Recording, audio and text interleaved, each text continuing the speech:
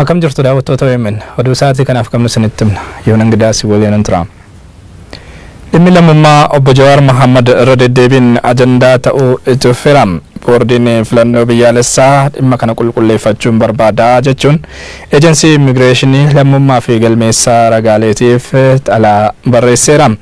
Jawaar Mohaammed gama isaatiin dhimmi kun deddeebi'ee ka'uun isaatu sirrii akka hin taane akeekuun dhimmi lammummaa isaa dhimma falmisiisaa akka hin taane dubbata. Mallasaa Dirribsaa bal'ina oduu kanaa qopheesseera. Labsiin dhimma lammummaa Itoophiyaa deebisanii argachuu wanti jedhu namni duraan lammii Itoophiyaa ture lammummaa biyya biraa argate deebi'ee gara Itoophiyaa dhufee jireenya idilee jiraachuu yoo jalqabe lammummaa biyya argate yoo dhiise akkasumas lammummaan Itoophiyaa akka deebi'uu fi yoo qaama dhimma ilaallatoo fi gaaffii dhiyeessee lammummaa isaa deebisee ni argata jedha. Seerri lammummaa Itoophiyaa deebisanii argachuu akkana wayita jedhu boordiin filannoo biyyaalessaa ammoo dhimma lammummaa Jawaar Mohaammed irra deddeebiin kaasaa jira. Boordichi xalayaa gidduu kana eejensii immigireeshinii lammummaa fi galmeessa ragaaleetii fi barreessanii dhimma obbo Jawaar Mohaammed irratti ibsan barbaadaa jedhe. Boordichi xalayaa barreessin eejensichi hanga guraandhala 9 bara 2012tti dhimmicha irratti ibsa barbaachisaa naaf kennuu qabaa jedhe. Obbo Jawaar Mohaammed immoo yoo kaayyoo biraaf ta'e malee dhimmi lammummaa koo falmisiisaa miti jedhee jira. Jawaar Mohaammed dhimma lammummaa deebisanii argachuu isaa irratti ka'uun gaafatamaa jiru laalchisuun fuula Facebook isaa irratti ergaa barreesseni ana dhimma lammummaa walii walqabatee qaamni filannoo irraa daangessuuf yaalu yoo jiraate waan hin milkoofne jedhee jira. Filannoo irratti akka dorgomu akkuma murteessan lammummaa Ameerikaa dhiiseen jira jedhe. Kanaafis adeemsa barbaachisaa mara guuteen jira kan jedhe Jawaar Mohaammed paaspoortii Ameerikaa deebiseen jira jedhee jira. Bu'uuruma kanaan lammummaa Ameerikaa dhabuu isaatii fi waraqaan ragaa isaa fi kennamuu himee jira. Ragaa kanaa fi kanneen biroo barbaachisanis guutuun waajjira mootummaa Itoophiyaa dhimmichi ilaallatuu fi ergaan galchee bubbulee jira jedhe. Adeemsa kana mara paartiin Koongireesii Federaalawaa Oromoo boordii filannoo biyyaalessaa fi beeksisuu Jawaar Mohaammed himee jira. Marti raawwatamee aangawoonni boordii filannoo biyyaalessaa dhimma kana deddeebisanii kaasuun isaanii maaliif jedheeti gaafata Jawaar Mohaammed.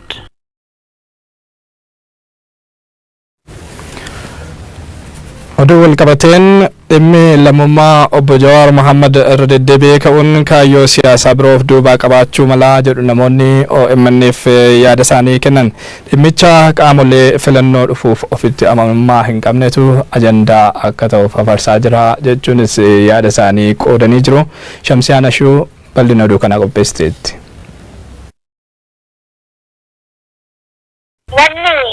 lammummaa Jawaar Jaanii kapitaan hafarsaniif mootummaan kun ifaan ifatti akka mo'amullee ni beeka. Waan mo'amu isa beeku lammummaa Jawaar lammummaan Itoophiyaa qabaatu birtama lammummaa Itoophiyaa Jawaar uumamaan qaba itti dhalatee Oromoodha.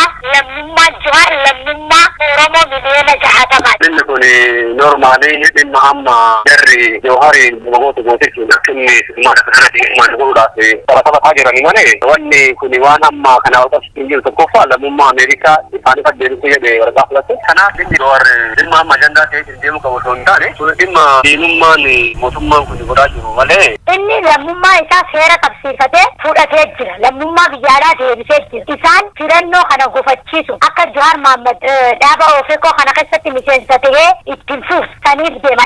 Itoophiyaan akka Itoophiyaatti itti fuufti yoo jaan tuttuqaa Oromoo kana dhaabuu qaba mootummaan kun. Duraan dursee Profeesar Biraanuu Naggaa lammummaa Itoophiyaa ni qaba. Burtukaan miidhagsaa ni qabdi. Wanni amma kana ajandaa fa'anii akkuma fuudhan godhanii kan akka hin dorgomne tokko kana keessa alaabni isa godhuufi erga lammummaa Ameerikaa deebisee hin geessin booda namni kun lammii biyya kanaa haadha abbaan isaa sanyii isaa guutuun biyya kana saatetti osoo beekamu jarri duraa Jawaar lammummaa deebisee dorgomacheetti amanteen turre lammummaan isaa eenyullee irraan fuudhu eenyullee kennuufi kanaaf inni dorgommii isaa itti fufumu wanni dhufu hin jiru. Kanaan booda wal kabajanii jiraachuu dadhabani namni kamuu isaatu iyyuu hiree mataa ofii murteeffachuu malee kun nama sodaachisee jira ta'eetiin ofii abbaa biyyaa of godhee kaan immoo alagaa godhuun kun normaalii biyya kanatti dhaabachuu qaba. Kun shira habasoonni biyya kana barsiifteetiin asanuma mallee indaareetti godhaa jirani. Oromiyaa bakka adda addaatti hidhaanii hammachaa akka jiru jiraattonni godinaalee Oromiyaa garaagaraa himan. Jiraattonni bilbilaan OMN fi yaada isaanii kennan hidhaanii kun akka irraa dhaabbatu gaafatanii jiru. Yaada isaanii Muhammad Siiraajtu qindeesse.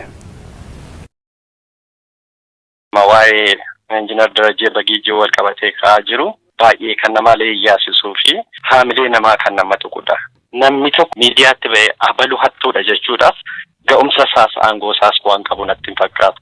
Hattummaan isaa kan mirkanaa'u eega mana seeraa bira ga'eeti abalu hattuudha. Gaafa maal ta'e gaafa ragaan irratti mirkanaa'e. Kanaaf gama kootiin wanti amma deemaa jiru kun shirma siyaasaa wal xaxanii wal kuffisuudhaaf ati shaneedhaa jedhanii moggaasanii mana hidhaatti si darbu feetus immoo si ajjeesan. Keessumatti ba'aa Wallaggaa Lixa Wallaggaa keessatti namni tokko rifeensi isaallee yoo guddate shaneedha jedhamee karaadhaa waamamee hiitichi jira kaballaan jira. Ijoollee qeerroo keessaa goramee hidhuu waanuma jiruuti.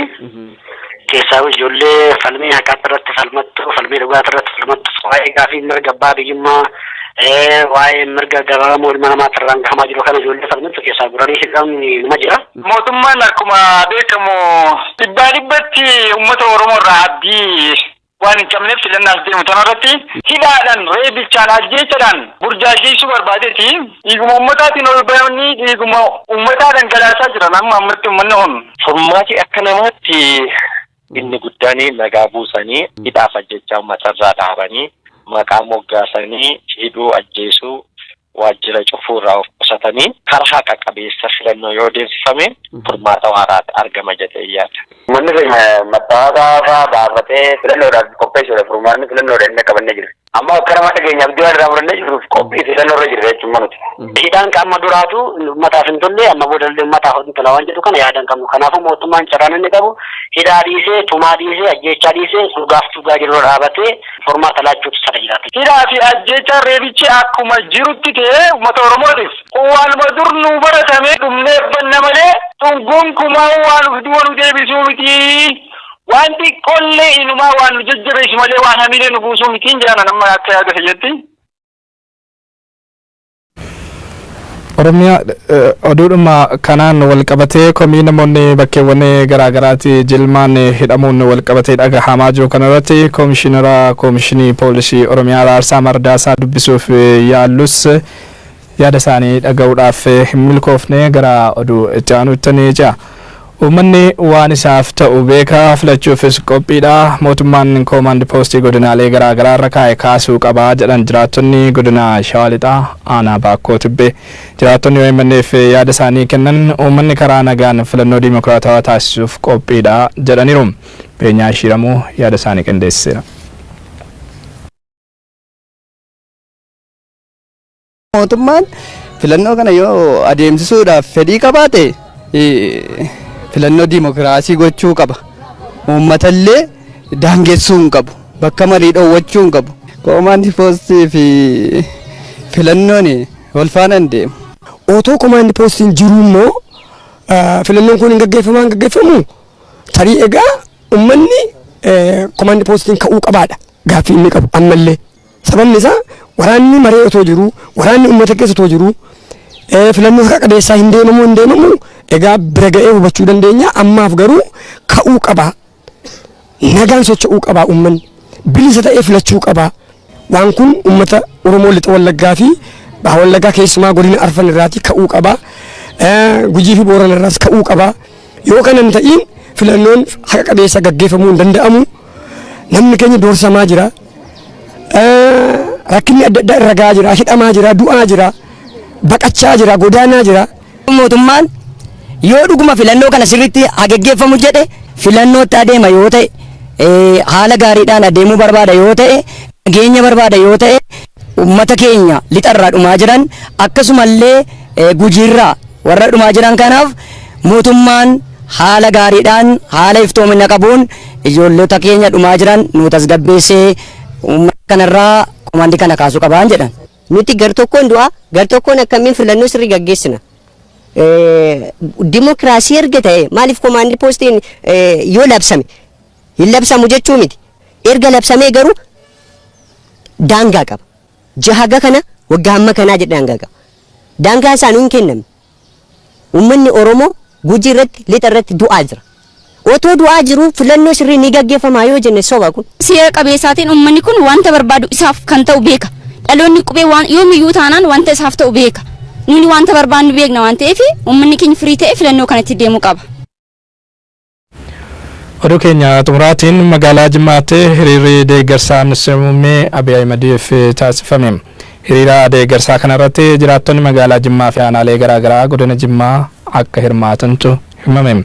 Waltajjicha irratti argamuudhaan haasaa kan taasisan kantiibaan magaalaa Jimmaa obbo Makiyyuu Mahammad uummanni nagaa fi tokkummaa isaa eegsisuu qaba jedhan. Guyyoota muraasaan dura hiriirri deeggarsaa wal fakkaatu magaalaa Jimmaatti taasifamuun ni yaadatama. Walumaa galatti oduun sa'aatii kanaaf qabnu kanneen turanii waan waliin turtaniif galatoomaa qophiilee keenya daawwadhaa.